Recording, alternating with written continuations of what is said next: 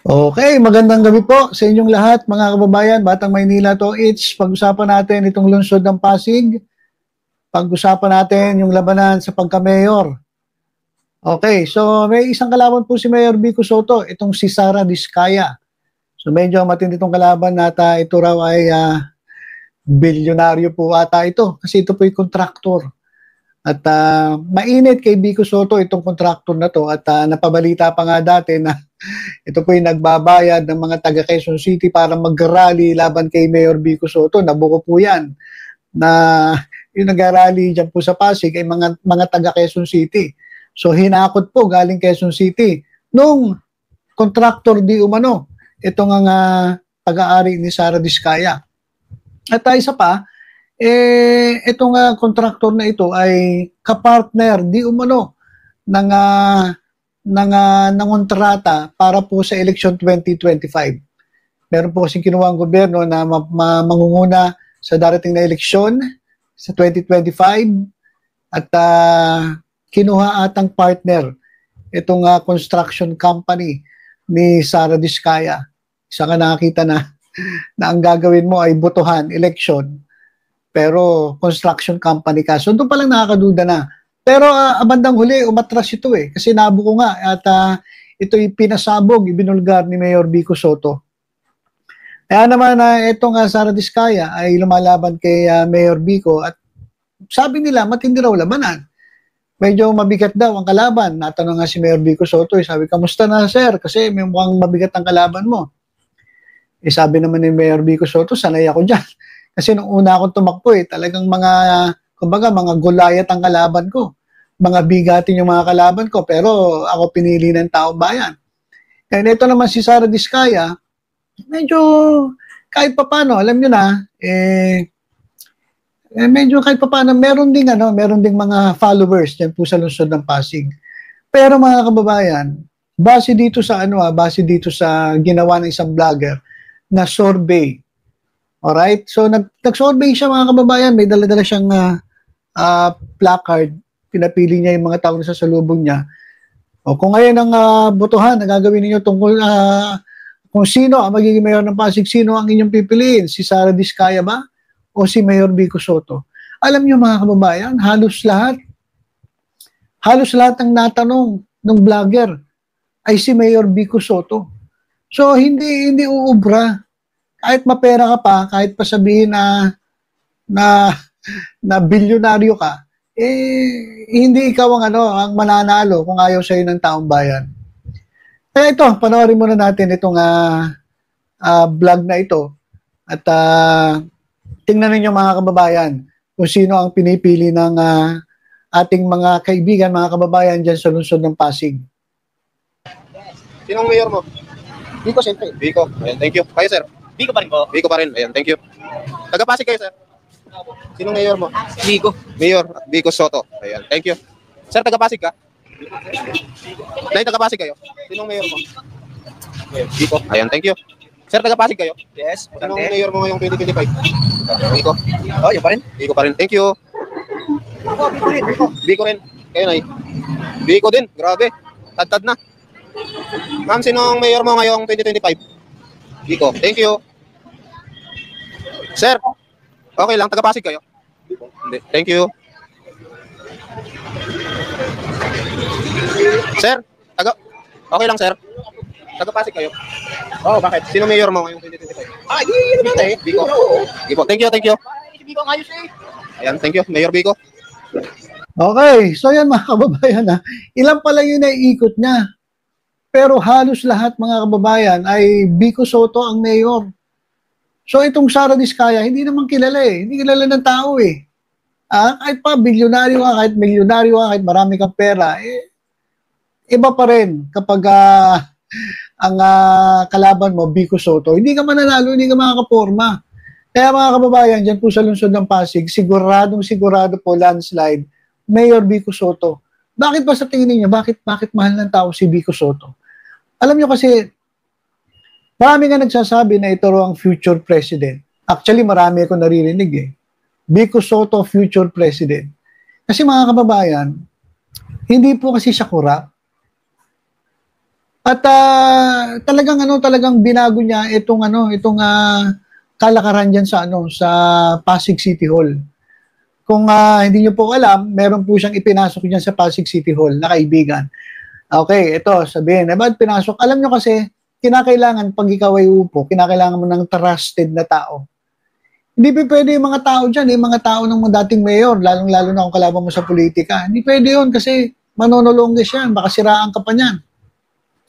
So kinakailangan mo maglagay ng mga taong trusted dyan po sa City Hall. Kaya naglagay po siya, si Mayor Vico Soto ng kaibigan niya. Sige, ang problema doon sa kaibigan niya, nanolongges. Gumawa ng kalokohan. Ngayon, anong ginawa ni Mayor Vico Soto? Kasi kung iba-iba yan, baka hayaan lang eh. Pero ano ginawa ni Mayor Vico Soto? Tinanggal. Tinanggal niya kahit kaibigan niya. Walang kaibigan. Tinulungan ka na nga, binigyan ka ng trabaho, ayusin mo, tumulong ka sa akin. Pero ginawa mo, nanulongges ka, gumawa ka ng katarantaduhan. Hindi porke ako nagpasok sa'yo, ganyan na gagawin mo. Hindi, ganun si Mayor Vico Soto. Walang kaibigan. Pag ikaw ay gumawa ng mali, sibak ka. At maraming pang instances dyan sa Pasig na talagang kitang-kita mo kung paano gumalaw ng patas si Mayor Vico Soto. Hindi porke kakilala ka, hindi porke kaibigan mo siya, mabibigyan ka ng matinding pabor. Siguro yung mga konti-konti pabor, okay lang yun, wala namang problema yan. Pero kung magnanakaw ka na sa kaban ng bayan, ibang usapan na yun. Kaya mahal na mahal nila si Mayor Vico Soto. Napakabait. Hindi katulad ng iba na, ang dali lapitan. Pero ang hirap naman hanapin. Ganyan po yung iba eh. So yan po, konti pa lang yan. Tuloy natin. Tingnan natin kung ano mangyayari, kung sino pipiliin ng ating mga kababayan dyan sa Pasig. Sir, taga-Pasig ka? Thank you. Taga-Pasig ka? Yes po. Nay, taga-Pasig po kayo, Nay? Yes. Sinong mayor mo ngayong 2025? Hindi. Hindi ba alam? Biko. Biko sa Biko. Biko pa rin. Isip ako. Thank you. Sir, taga-Pasig ka? Sinong mayor mo? Biko. Sir, taga-Pasig ka, sir? Sinong mayor mo? Biko. Ikaw, sir? Biko, grabe. Bro. Sinong mayor mo, sir? Ngayong 2025? Wala pa. Ikaw, sir? Biko. Okay, so yan mga kababayan. Ang dami ng tinanong. Lahat ng pinili Vico Soto. So, yan po ay nagpapakita ng malinaw na mangyayari sa 2025 at talagang landslide po. Yan po sa lungsod ng Pasig, si Mayor Vico Soto. Kaya ngayon pa lang, congratulations na. Congratulations na kay Mayor Vico Soto. Saka ito, napag-usapan na rin natin itong lungsod ng Maynila. Okay, kamusta naman sa Maynila? Kung si Mayor Vico Soto landslide dyan sa Pasig, kamusta naman sa Maynila? Alam niyo, medyo mahigpit po ang labanan. Mahigpit po ang labanan. Isko Moreno, Sam Versosa, at Mayor Hani Lacuna. Iba, wala yun, salimpusa na lang naman yung iba eh. So yun po yung naglalaban. At si Sam Versosa, medyo naririnig na natin, medyo maingay na rin. Pero mga kababayan, kung titingnan ninyo, habang yung iba yung nangangampanya na, si Mayor Hani Lacuna, ituloy-tuloy lang sa paglilingkod dyan sa lungsod ng Maynila. Ito mga kababayan, ang ginawa nila sila ay namigay po ng Christmas boxes sa Parola, Maynila. Pamilyang Manileño sa Barangay 20 at Barangay 275. Yan mga kababayan, ito po si Mayor Hani Lacuna. Namimigay po sila ng Christmas boxes. Sana all. Alam nyo, marami laman yan eh. Marami pong laman yan. At ito, ginawa ngang issue nito eh. Nung isang kalaban niya sa politika, ginawang issue eh. Kasi pag inggit pikit talaga, gagawa ng issue. Kaya ginawa ng issue itong pamimigay. At meron pa, alam nyo, SK chairman, na nag-post po. Sinabi niya yung picture ni Hani Lacuna at ni Yul Serbo. Yang sabi ba naman pamigay nyo na yan kasi para merong merong pangkain yung aso. Yung aso daw niya. So parang sinabi niya, itong mga gift boxes na to ay para sa aso. Tingnan natin mga kababayan, kung makikita ko rito. Ay hindi, nasa Viber group ko pala yun. So nakita ko rin mga kababayan, grabe itong isang na to, na kung umasta ay yayamanin. Pero yun yung mga kababayan, yung gift boxes daw para sa aso lang daw niya. Grabe naman yun mga kababayan. Yung mga kababayan natin na nahihirap, naghihirap, at yung mabigyan nga lang ng mga ganyang klaseng mabigyan ng ganyang klaseng mga pamasko galing po sa local government, nakakataba na ng puso. Pero, etong tulongges na to, ang yabang ng dating mga kababayan. Sandali Nasaan na yun? Ay, sandali. Ito. Pakita ko lang sa inyo mga kababayan para at least alam ninyo. Ito, pakita ko sa inyo Pero ito, isa litrato natin, tuloy-tuloy pa rin po ang pamimigay ng mga pamaskong handog diyan po sa lungsod ng Maynila. Sandali lang, saan ko ba nakita yun? Sandali guys sandali nasaan na ba yan? Naku, hindi ko ata na-save mga kababayan. Okay? Wala po rito. Sandali hanapin natin. Ito. Ito. Tingnan niyo mga kababayan Ito, sinasabi ko. Okay. Ito pong Kiana Huntilla Pornobi. Isa po itong nag-post po siya. Yan, thank you po. May panghanda na aso namin. Sabay pinakita yung picture ni Hani Lacuna at ni Yul Servo. Ayan po yung mga laman po nung napakarami po niyan. Biglang ganyan po yung post niya. Thank you po. May panghanda na sa aso namin. Yayamanin itong hinayupak na to. Biruin mo, tayo nga gusto natin magkaroon yan Kahit pa paano makabawas sa gastusin at meron tayong panghanda sa bisperas ng Pasko, pero sa kanya, panghanda lang daw sa aso. Sino yan? Ayan yun Bata pa lang, SK chairman pa lang, ang taas na ng lipad. Si Kiana Kiang Pornobi. Ayan po yung nag-post. Ang kapal na mukha. Ang kapal na mukha nitong itong SK chairman. Biruin mo. Thank you po, may panghanda na sa aso namin. Isa kang SK chairman. SK ka pa lang, ganyan ka na magsalita.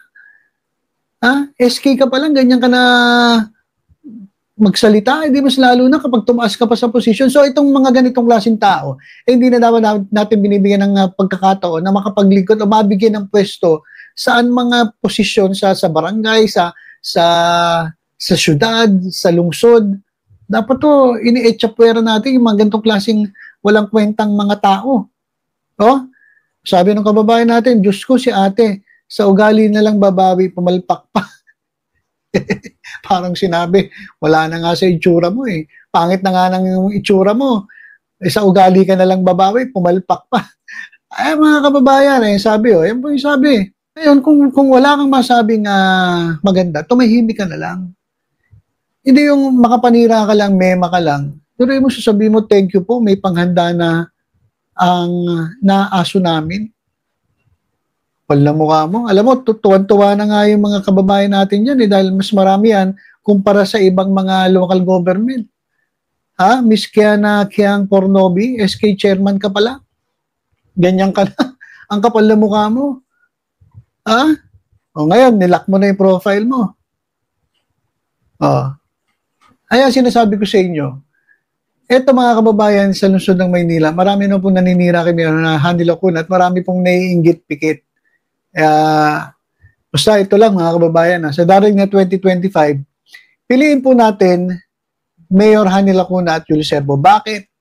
Marami nagtatanong, bakit nag-iba ka? Batang Maynila to. Kasi alam nyo, mas gusto ko na ang maglilingkod sa Maynila ay talagang mahal ng Maynila. Yung pong hindi iwanan ng Maynila kahit anong mangyari. Hindi po pagkatapos mong gamitin ng Maynila, iiwanan mo na lang basta-basta. Lalo ngayon, delikado. Baka mapunta sa mga tulongges na mga namumuna kasi kung sino-sino na mga pinasok na magiging konsyal Di ba? So baka mapasok kayo ng mga pro-China. mapasok ng mga DDS, ang lungsod ng Maynila, nakakatakot. Kaya dito na lang tayo sa Asenso Manileño na kitang-kita naman natin ang kanilang pagnanasa na talagang makapaglingkod dito sa lungsod ng Maynila. At mas inuuna ang kapakanan ng mga batang Maynila. Hindi yung sarili, hindi yung pangarap, kasi mas importante po na ang piliin po natin ay yung wala pong iwanan. Diba si Mayor Hanny Lacuna, wala pong wala pong pangarap na maging presidente, maging vice presidente, maging senator. Okay na sa kanya, enjoy lang siya sa Maynila, maging mayor, at siguro kung matapos siya ang kanyang termino na ilang terms, baka tumakbong vice mayor, tapos balik mayor. Ganun lang naman po yan eh. Pero mas maganda kasi, ako mas gusto ko, na para tuloy-tuloy ang governance, para may continuity, kay Mayor Hanny Lacuna na tayo. Kung meron man kayong hindi magandang napakinggan laban kay Mayor Hanny Lacuna, tingnan nyo muna kasi baka fake news yan. Kasi marami po talaga naninira kay Mayor Hanny Lacuna.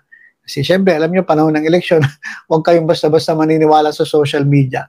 Tingnan nyo po yung katotohanan. Tingnan nyo, makinig muna kayo. Mag-imbestiga muna kayo. Hindi yung konting sabi lang nung sa kabilang kampo. Maniniwala na agad kayo. Hindi po ganun. Kinakailangan nyo pong magsaliksik at makinig sa bawat side para maliwanagan kayo kung sino ba ang karapat-dapat na iboto natin bilang mayor ng Maynila. Kasi sa Pasig, wala no. Sure ball na si Mayor Vico. Dito lang sa Maynila, medyo mabigat ang laban. Pero alam ko, ako naniniwala na marami pa rin talaga. Majority ng mga taga-Maynila ay sumusuporta sa incumbent mayor na si Mayor Hanny Lacuna at sa incumbent Vice Mayor Yul Serbo at sa iba pa mga miyembro ng Asenso Manileño. Nandiyan yung magagaling na miyembro ng Quadco. Andiyan yung mga Congressman Abante, Congressman Chua, Congressman Valeriano. Nandiyan po yung magagaling at huwag na kayo kumuha ng yung mga katulad ni Mocha na natikman nyo na ba ang cookie ko? Huwag na ganun. Piliin nyo yung talagang alam nyo merong bilang at talagang hindi masasayang ang ating pagpapasweldo sa mga taong ito. Okay, so ilan muna mga kababayan, basta tutok-tutok lang po dito sa Batang Maynila to, sa iba pang updates. Ingat po tayong lahat. God bless po.